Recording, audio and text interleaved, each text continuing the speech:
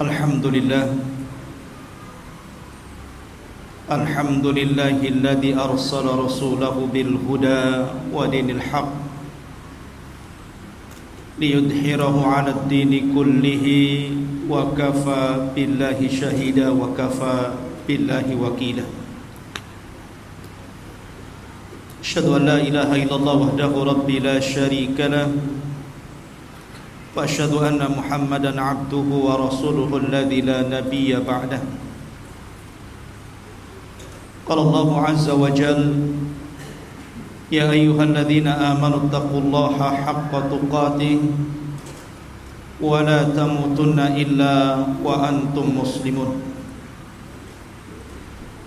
Fa inna asdaqal hadithi kitabullah wa khairal huda huda Muhammadin sallallahu alaihi wasallam wa syarrul umuri muhdatsatuha wa kullu muhdatsatin bid'ah wa kullu bid'atin dhalalah wa kullu dhalalatin finnar. Ma'asyiral muslimin yang dimuliakan Allah Subhanahu wa taala, alhamdulillah pada malam hari ini dengan izin Allah Subhanahu wa taala kita bisa kembali berkumpul di Masjid Jabal Arafah ini.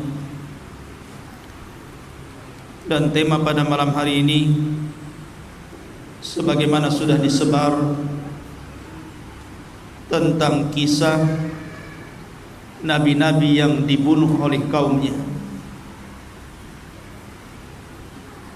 Ma'asyiral muslimin yang dimuliakan Allah Subhanahu wa taala,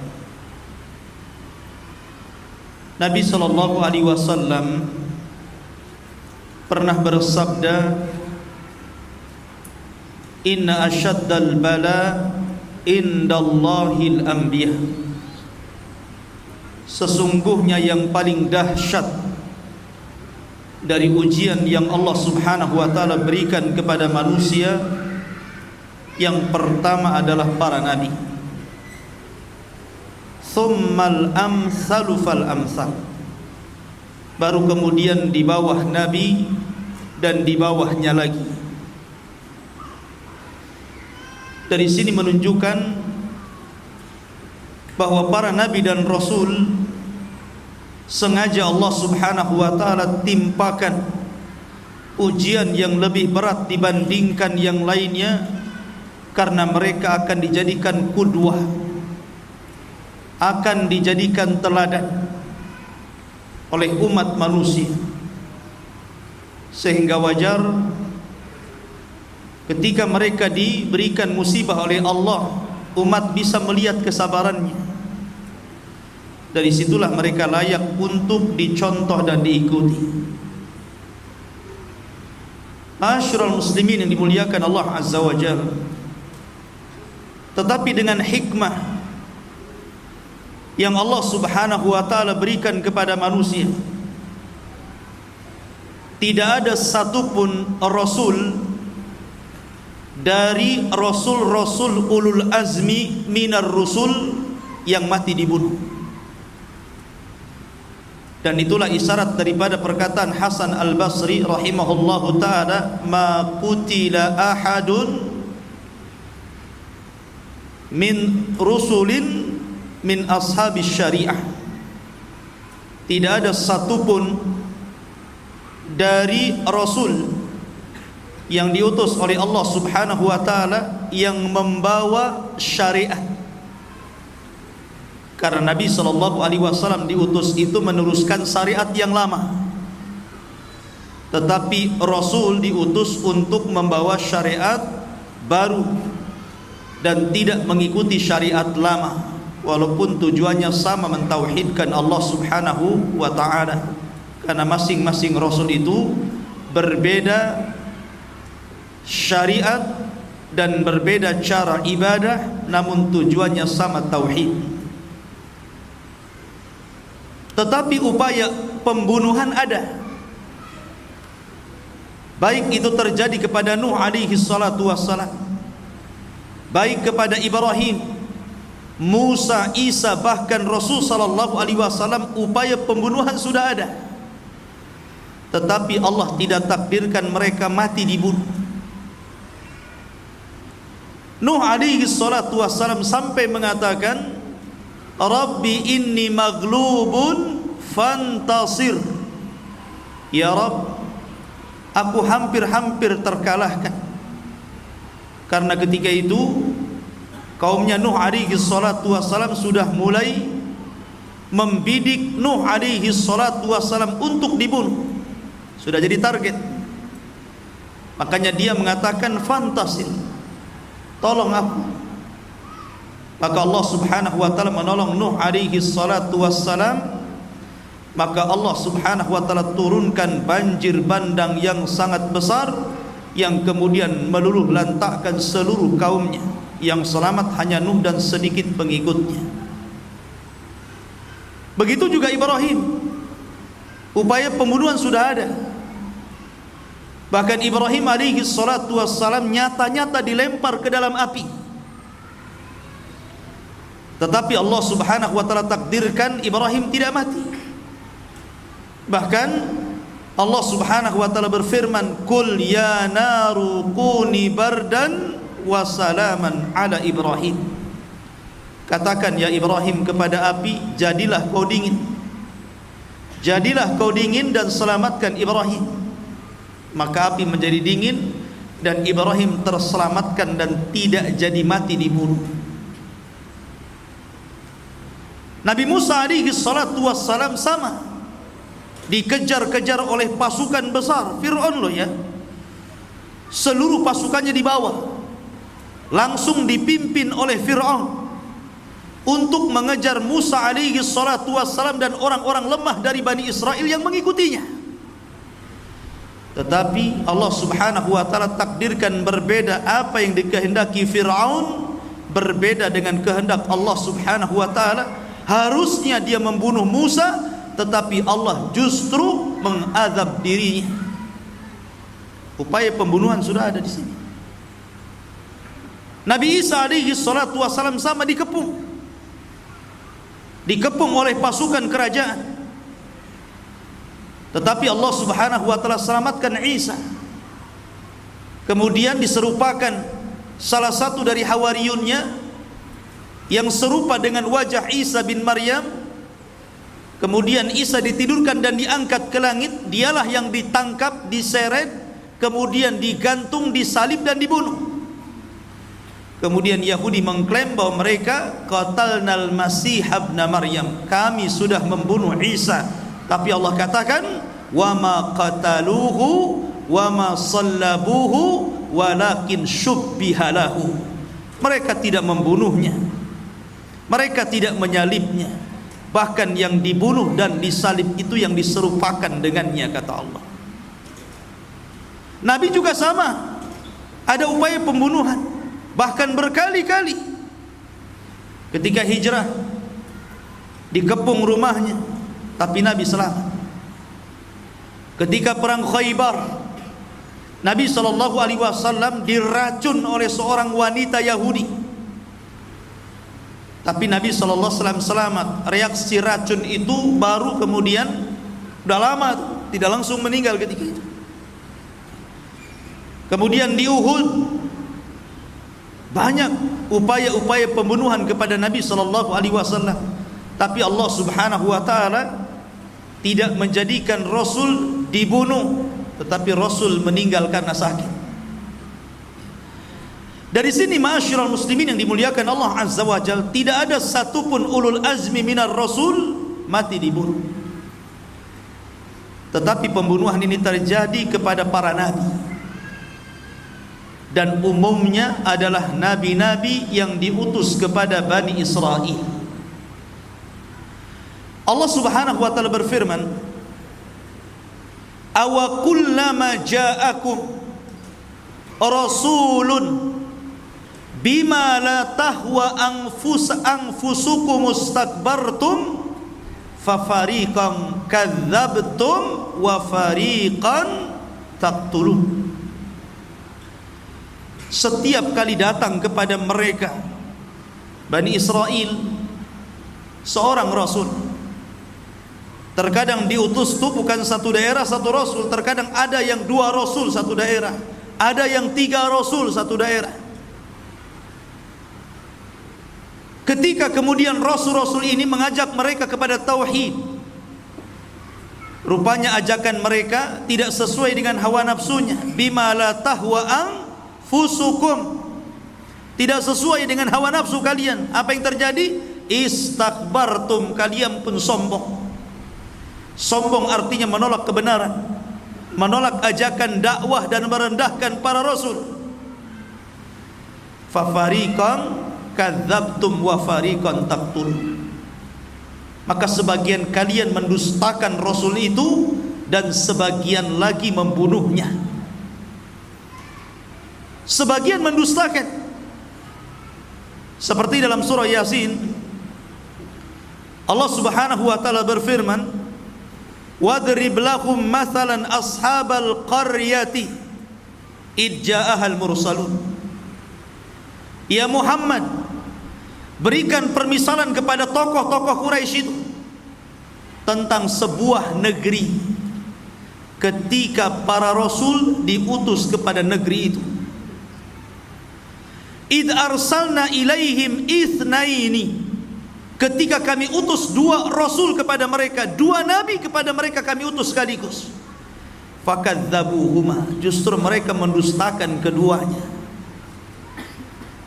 Kemudian fa'azzajna bisalithin, ketika 2 nabi didustakan, Allah tambah lagi 1 nabi, jadi 3 nabi lagi. Kemudian faqalu, mereka mengatakan, para utusan ini mengatakan, inna ilaikum mursalun, kami ini utusan Allah untuk kalian. Kami ini adalah utusan Allah untuk menyampaikan wahyu Allah kepada kalian. Tetapi mereka mengatakan, qalu ma antum illa basyarun mithluna, kalian ini siapa? Kalian ini sama dengan kami.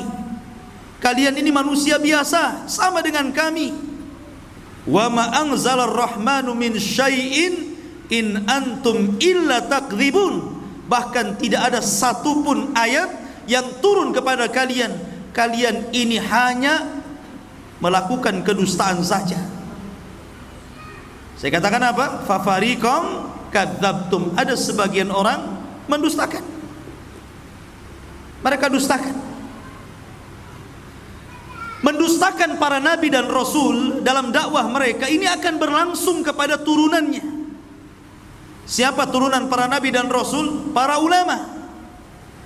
Karena para ulama itu warathatul anbiya, ulama itu pewaris para nabi.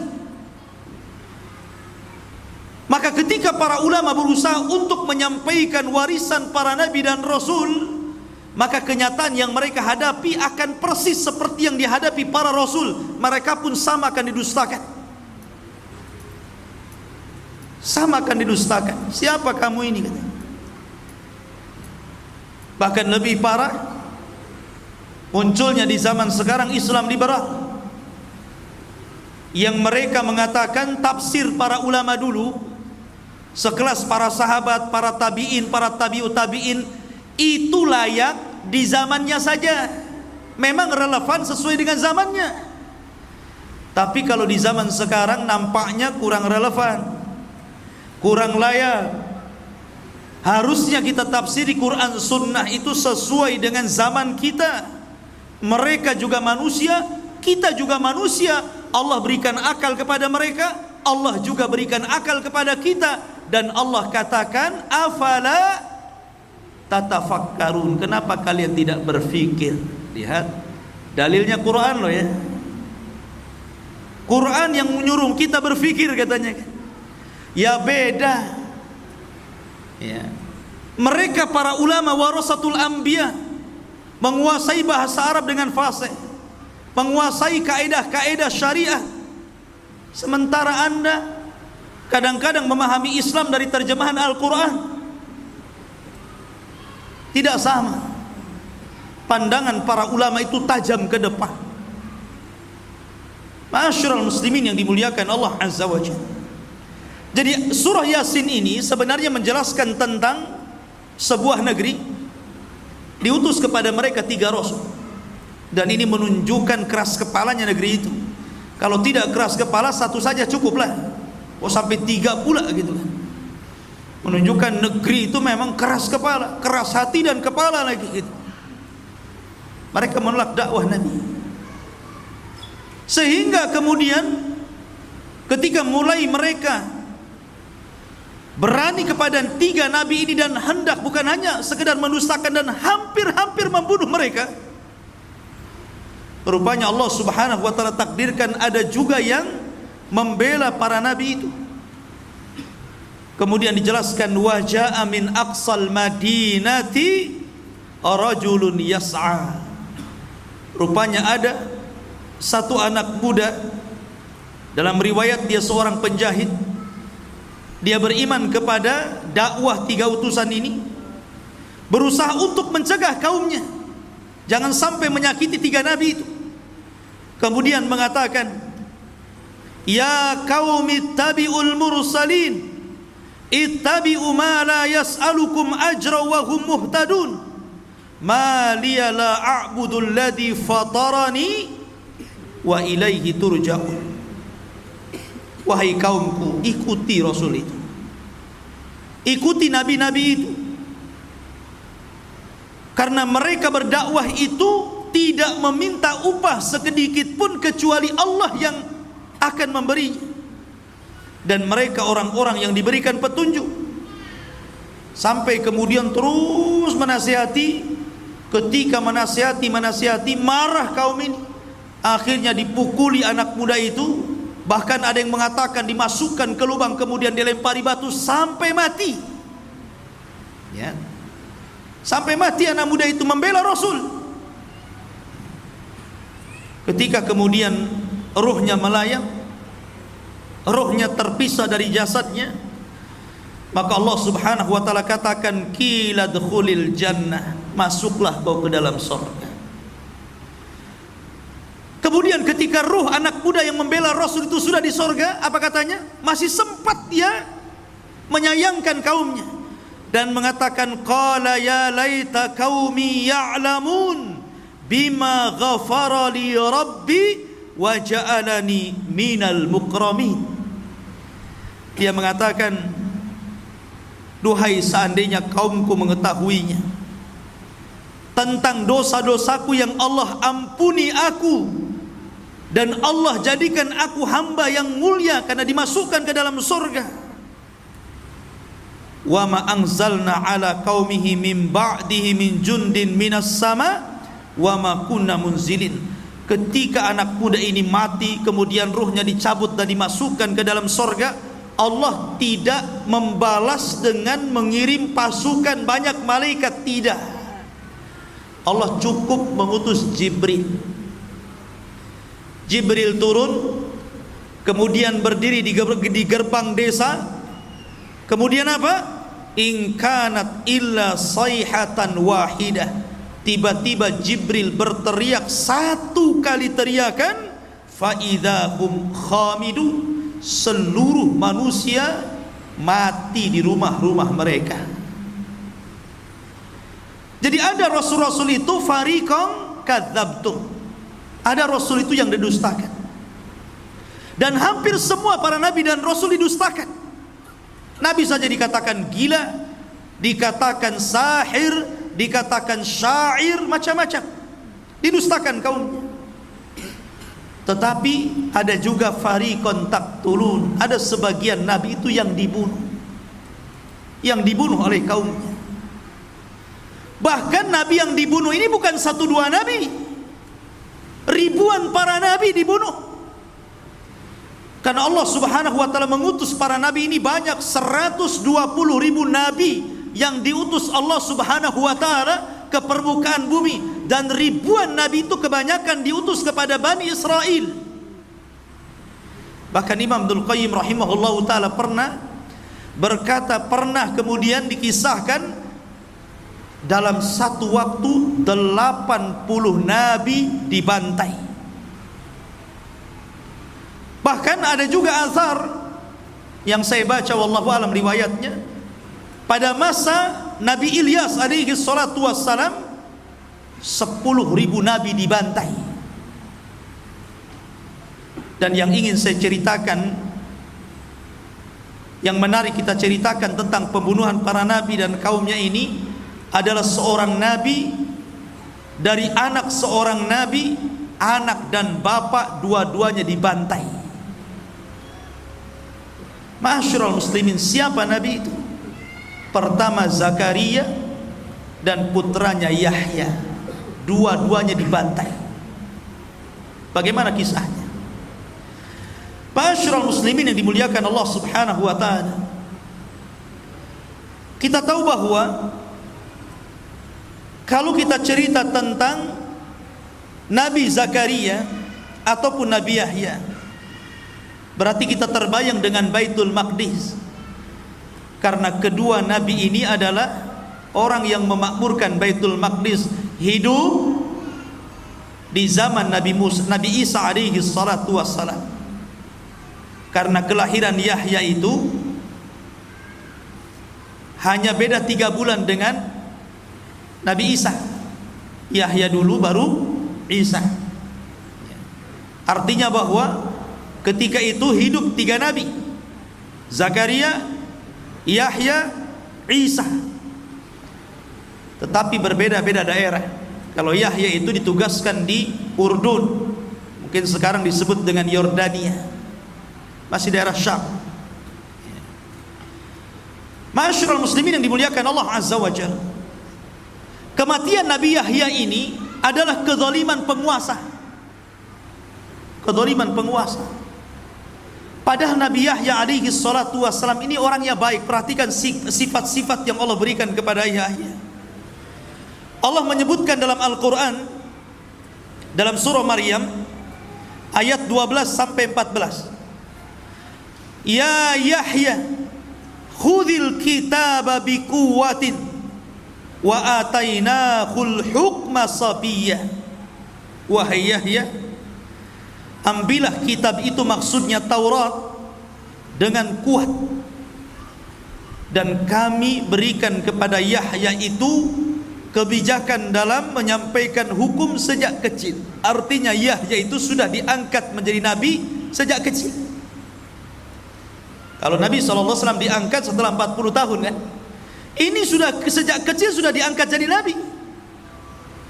Makanya dikisahkan di usia anak-anak Yahya ini selalu diajak main oleh kawan-kawannya. Anak-anak kecil kan suka main gitu kan, apalagi usia 7 tahun 8 tahun kan suka main. Tapi Yahya mengatakan apa? Innama lastu, sesungguhnya saya tidak khuliqtu bil la'ibi, sesungguhnya saya tidak diciptakan untuk main-main. Kalau kalian main-main silahkan, tapi saya diciptakan bukan untuk main-main. Oh, kalau ada anak kecil kayak gini mantap.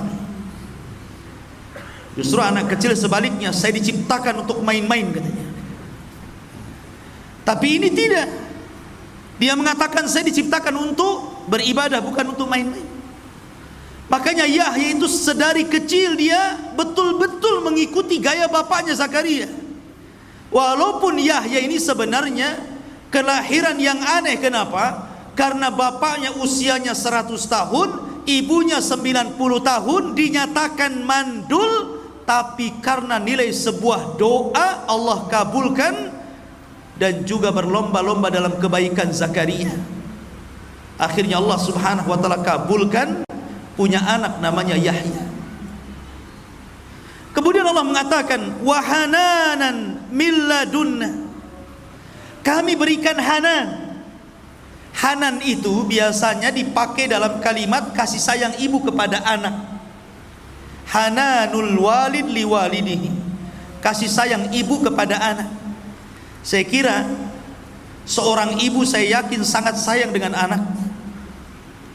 Tetapi Nabi Yahya alaihi salatu wassalam, Allah berikan sifat keibuan, seolah-olah dia sayang dengan bapaknya Zakaria, karena Zakaria sudah tua.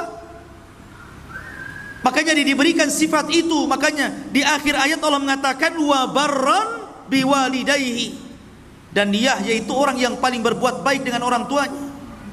Wa hananan min ladunna, wa zakatan, orangnya bersih hatinya, wa kana taqiya, orangnya takwa, wa barram biwalidayhi, orangnya berbuat baik kepada orang tua. Lihat, ini orang baik, kenapa bisa dibunuh?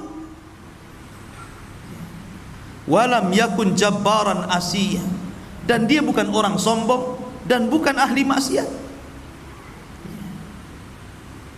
Dari sini ikhwatu fillah muliakan Allah Azza wa Jalla. Makanya heran ketika Nabi Isa alaihi salatu wassalam dihabarkan tentang kematian Yahya yang sangat sadis, dia pun sedih dan terus menangis atas kematian Yahya itu. Ceritanya begini. Di Damaskus itu ada seorang raja zalim namanya Haddad ibn Hadar. Raja zalim. Tapi walaupun demikian, kalaupun ada apapun, raja ini terkadang juga minta fatwa kepada Yahya alaihi salatu wassalam. Allah takdirkan dia suka dengan salah satu wanita. Sayangnya wanita ini masih mahramnya, sehingga dalam syariat Yahya haram, tidak boleh menikah dengan orang yang ada hubungan mahram. Sama di syariat kita juga sama. Tetapi karena orang tua gadis ini, karena dalam riwayat, ini dalam riwayat yang lain ceritanya, raja ini punya istri, istrinya sudah tua, kemudian dia punya anak, tapi bukan dari sang raja, dari bapak yang lain. Anak ini cantik. Lah si raja ini sudah tidak mau lagi sama istrinya karena sudah tua, jelek. Akhirnya sama istrinya itu disuruh nikah dengan anaknya, tapi bukan anak sang raja, dari laki-laki lain. Ada yang mengatakan bahwa yang dinikahi itu putri bibinya, dan dalam syariat mereka tidak boleh. Kemudian akhirnya karena ibundanya ini sangat rakus kekuasaan, sangat rakus dengan kekayaan, sangat ingin menguasai kerajaan, akhirnya dia dorong terus putrinya supaya nikah dengan raja. Disuruh dandan cantik-cantik, disuruh ngerayu. Akhirnya sang raja pun tertarik dengan wanita itu dan tergila-gila. Yalah, antum saja kalau dirayu perempuan, jangankan yang cantik, yang jelek saja kelepek-kelepek. Masyarul muslimin yang dimuliakan Allah Azza wa Jalla. Lah rupanya orang-orang pun berbicara tentang itu. Akhirnya mulai melebar tuh.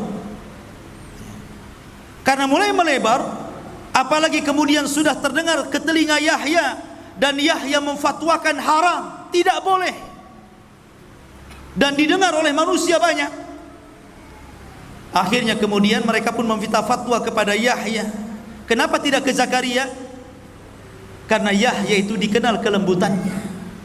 Dia nggak mau ke Zakaria, ke bapaknya, dia mau ke anaknya. Tapi namanya hukum tidak kenal keras atau lembut. Kalau haram ya haram, mau ngomong haram ataupun haram, sama saja.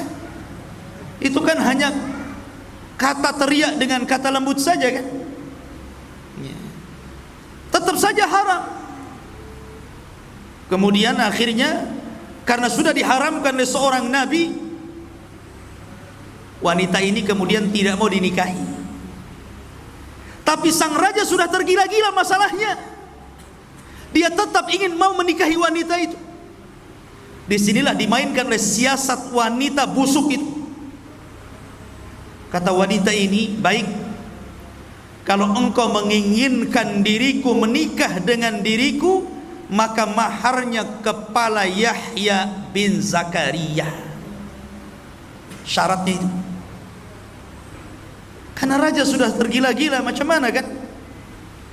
Maka dia pun mengutus pasukan untuk mendatangkan kepala Yahya bin Zakaria. Datanglah pasukan besar.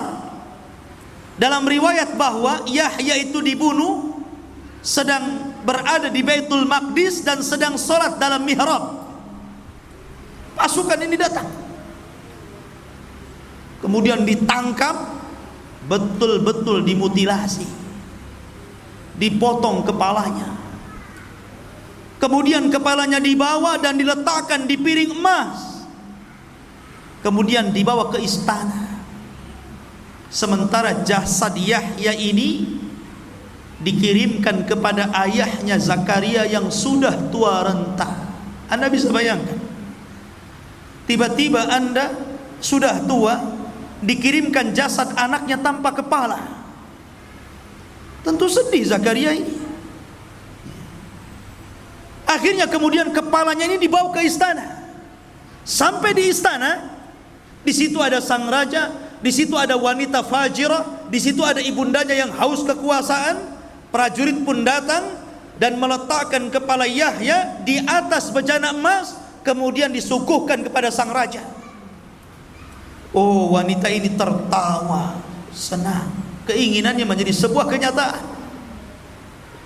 Tetapi Allah Subhanahu wa taala berfirman, "Wala tahsabannallaha mukhlifa wa'dihi rusulah, innallaha azizun dzuntiqam." Jangan kira Allah Subhanahu wa taala tidak pernah memberikan janji-janji kepada para utusannya. Sesungguhnya Allah kalau sudah menimpakan azab, maka Allah akan timpakan dengan sangat keras. Dan Allah juga berfirman, wala tahsabannallaha ghafilan amma ya'malu zalimun. Jangan kalian sangka Allah lalai dari perbuatan zalim kalian. Tidak, Allah tidak pernah lalai. Man adali waliyan faqad adzantuhu bil harbi. Siapa yang memusuhi wali-waliku, maka dia sudah ngajak perang bersamaku, kata Allah Subhanahu wa taala. Maka ketika wanita ini tertawa terbahak-bahak karena bahagianya, tiba-tiba Allah kirimkan gempa dalam istana. Bergegar istana itu. Rupanya tanah yang diinjak wanita itu terbelah. Akhirnya wanita itu terperosok, sedikit demi sedikit masuk jasadnya, sehingga ketika sudah sampai kepala, tiba-tiba bumi itu merapat dan menjepit kepalanya. Sampai di sini, tinggal kepalanya saja. Maka orang-orang pun berteriak, apa yang kalian lakukan? Yang kalian bunuh ini seorang yang saleh, seorang nabi, kenapa kalian bunuh? Kama tadinu tudan. Sebagaimana kalian sudah memenggal orang ini, penggal kepala wanita itu, penggal kepala wanita itu. Maka lekaslah para prajurit mengambil pedangnya dan menebas kepalanya, kemudian membawanya. Al jaza min jinsil amal. Sebagaimana dia sudah menebas kepala Yahya, maka sekarang dia ditebas kepalanya. Ma'asyiral muslimin, selang beberapa waktu dari peristiwa itu, kemudian orang pun membicarakan tentang kematian Yahya. Datanglah pasukan besar, pasukan yang dipimpin raja yang paling zalim di dunia, Bukhtun Nasr. Dan sering saya katakan, di dunia ini hanya ada 4 raja yang pernah menguasai sebagian besar dunia. 2 mukmin, 2 kafir. Sulaiman dan Dzulqarnain mukmin, Namrud dan Bukhtun Nasr. Ini dua-duanya raja zalim. Selang beberapa waktu setelah pembunuhan Nabi Yahya, datang pasukan Bukhtun Nasr, kemudian menghancurkan negeri Damaskus dan membunuh 75.000 manusia dibantai. Lihat. Dan itu Allah Subhanahu wa taala isyaratkan dalam Al-Qur'an.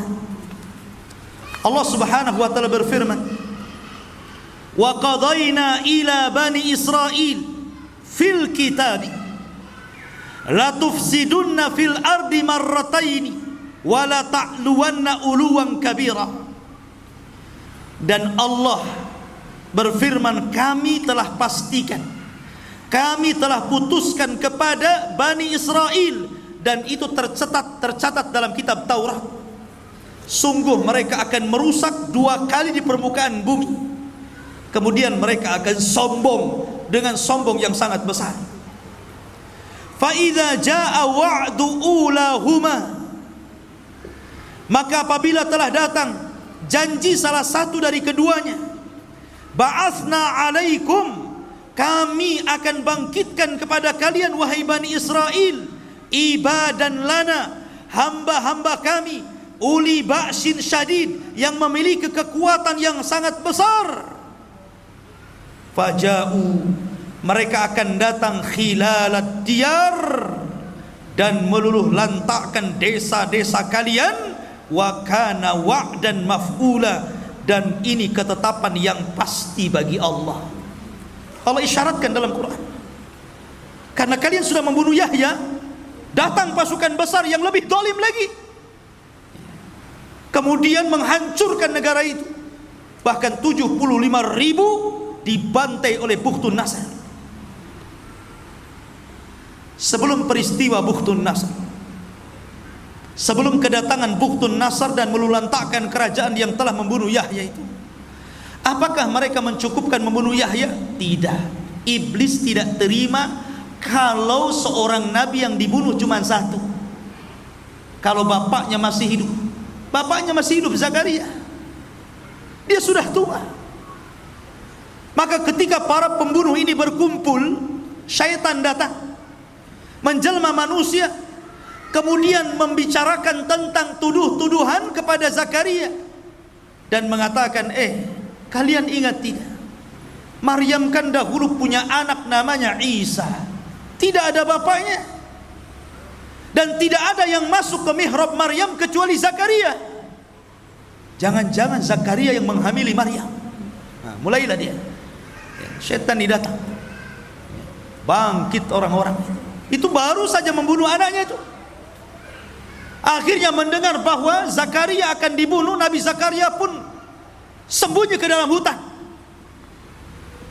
Kemudian dalam hutan tersebut ada satu pohon yang menolong Zakaria, disuruh sembunyi dalam pohon itu. Tiba-tiba pohon itu belah, dan itu mukjizat Zakaria. Masuklah Zakaria di situ. Namun sayangnya iblis datang. Ketika Zakaria masuk, bajunya kemudian ditarik sedikit, sehingga ketika pohon itu rapat, nampak tuh ada bajunya sedikit saja. Ketika pasukan itu mengejar Zakaria sampai ke hutan, maka iblis datang dan mengatakan, aku tahu di mana Zakaria bersembunyi. Dan untuk memastikan kebenaran ucapan iblis ini, dia memperlihatkan baju yang keluar dari pohon itu. Itu dia di situ. Dari sinilah maka para prajurit membawa gergaji. Dari situlah kemudian mereka memotong pohon itu persis di lambungnya sini, seolah-olah digergaji jadi 2. Namanya manusia ya kesakitan lah, walaupun dia seorang nabi, karena dia bukan malaikat. Zakaria sempat dia kemudian berteriak kesakitan, tetapi Allah Subhanahu wa taala berfirman, ya Zakaria, kalau engkau terus berteriak karena kesakitanmu, la khusifa bihimul ardu, tentu bumi akan ditimpakan kepada mereka untuk menelannya. Setelah Zakaria tahu kalau dia sampai terus meneriakkan rasa sakitnya, kaumnya akan ditelan bumi dan akan ditelan oleh bumi yang sangat besar ini, maka dia tutup lisannya dengan bajunya supaya jangan berteriak. Kenapa? Rahmatan li ummatihi, karena masih punya kasih sayang dengan umatnya. Masih kasih sayang, dia berharap walaupun kematian putranya seperti itu, kematian diri seperti itu, masih berharap kaumnya ini sadar, bertobat kepada Allah, diutus kepada mereka seorang rasul yang menyadarkan mereka. Dan ini mulianya Zakaria yang patut dicontoh siapapun. Ketika kabar kematian keduanya sampai kepada Isa, Isa sedih. Rupanya, apakah sampai kematian Zakaria selesai? Tidak. Mereka pun membidik Isa. akhirnya mereka mengirim pasukan. Jadi ini bukan semata-mata mahar wanita itu. Di balik itu ada kekuasaan politik. Sudah bukan cerita mahar lagi. Ini cerita politik di dalamnya. Memang dari dulu mereka benci para nabi dan rasul. Maka mereka mulai membidik Nabi Isa bin Maryam. Mereka kirim pasukan. Tapi Allah takdirkan Isa tidak sebagaimana Yahya dan Zakaria. Isa Allah Ta'ala, karena dia adalah pembawa syariat baru, bukan seorang nabi. Allah harus menjaga syariatnya, jangan sampai terputus dan tidak sampai kepada umatnya. Maka Isa tetap tidak dibunuh, dan Allah angkat yang dibunuh orang yang diserupakannya. Barulah setelah kejadian itu semua, karena begini ya, rusaknya Bani Israel itu setelah wafatnya Zakaria, yang sebelumnya putranya Yahya. Itu menjadi rusak tuh Bani Israel itu. Makanya kerusakan itulah didatangkan Bukhtun Nasr. Bukhtun Nasr inilah yang kemudian menghancurkan Syam, Damaskus, sampai kota Palestina ini dihancurkan semuanya. Sampai 75.000 dibantai, anak-anak, wanita, orang tua semua dibantai, tidak dibiarkan hidup. Dan orang-orang Yahudi yang berhasil lari tidak banyak, yang berhasil ditangkap jadi budak, jadi budaknya Bukhtun Nasr. Dan itu Allah hinakan, sehingga Allah Subhanahu wa taala berfirman, innalladzina yakfuruna biayatillah wa yaqtuluna an-nabiyyina bighairi haqqin wa yaqtuluna alladzina ya'muruna bil qisti minan nas fabashshirhum bi'adzabin alim. Sesungguhnya orang-orang yang kufur dengan ayat-ayat Allah dan membunuh para nabi tanpa ada sebab yang benar, dan membunuh orang-orang yang memerintahkan keadilan dari manusia, kabar gembirakan kepada mereka dengan azab yang pedih. Dalam ayat yang lain, tadi Al-Imran ayat 21, dan Allah mengatakan dalam surah Al-Baqarah 61, wa dzuribat alaihimudz dzillatu wal maskanatu wa ba'u bi ghadabin minallah. Ditimpakan kepada mereka Bani Israel kehinaan, kenistaan, kemurkaan dari Allah. Kenapa? Dzalika bi annahum kanu yakfuruna bi ayatillah, karena mereka kufur dengan ayat-ayat Allah. Wa yaqtuluna an-nabiyyina bighairil haqq, dan mereka membunuh para nabi tanpa sebab yang benar. Allah timpakan kehinaan kepada mereka. Ikhwan, dan sampai hari ini orang-orang Yahudi itu memang seperti itu. Mereka bangga dengan membunuh para nabi itu, mereka bangga, sangat bangga. Dan Allah mengatakan, la tajidanna asyaddan nas adawatan lilladzina amanul yahud. Tidak ada manusia yang paling keras permusuhannya kepada orang-orang yang beriman melebihi orang-orang Yahudi. Tidak ada. Orang-orang Yahudi itu, mereka memang menghalalkan darah di luar kelompok mereka, di luar agama mereka. Walang tarda ankal yahud walan nasara. Tidak akan ridho orang-orang Yahudi. Yahudi dulu baru Nasrani. Kepada siapa? Kepada kita. Hatta tattabi'a millatahum, sampai kita tunduk dengan ajaran mereka. Tidak, kita tidak mau tunduk. Dan di akhir zaman Nabi SAW mengisyaratkan bahwa kita akan berperang melawan mereka, karena mereka adalah para pengikut Dajjal. Dajjal diikuti 70.000 Yahudi Asfahan. Dan kelak karena mereka sudah membunuh para nabi, Isa bin Maryam akan bangkit membunuh Dajjal, dan pasukannya akan membunuh mereka. Ma'asyiral muslimin yang dimuliakan Allah Azza wa Jalla. Dan banyak lagi kisah-kisah para nabi. Ini yang masyhur kita ceritakan ya. Karena nabi-nabi itu banyak diceritakan, ribuan para nabi. Cuman sayang 25 nabi dan rasul yang 18 nama disebut dalam surah Al-An'am dan lebihnya di surah-surah yang lainnya, itu pun tidak secara detail Al-Quran menceritakan. Ada sebagian nabi yang disebut nama tapi tidak ada ceritanya. Tapi ada nabi dari awal sampai akhir diceritakan. Ada nabi global saja diceritakan. Tapi yang jelas bahwa Al-Quran ingin mengatakan kepada kita, la nufarriqu baina ahadin mir rusuli. Kita tidak boleh membeda-bedakan para nabi dan rasul kepada siapapun mereka diutus Allah Subhanahu wa taala. Wallahu a'lam bissawab. Mudah-mudahan ada manfaatnya. Subhanakallahumma wa bihamdika asyhadu an la ilaha illa anta astaghfiruka wa atubu ilaik. Allahu ta'ala alam. Assalamualaikum warahmatullahi wabarakatuh.